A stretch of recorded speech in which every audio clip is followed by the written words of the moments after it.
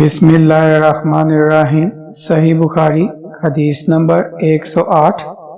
حضرت انس رضی اللہ عنہ فرماتے تھے کہ مجھے بہت سی حدیثیں بیان کرنے سے یہ بات روکتی ہے کہ نبی کریم صلی اللہ علیہ وسلم نے فرمایا کہ جو شخص مجھ پر جان بوجھ کر جھوٹ باندھے تو وہ اپنا ٹھکانہ جہنم میں بنا لے۔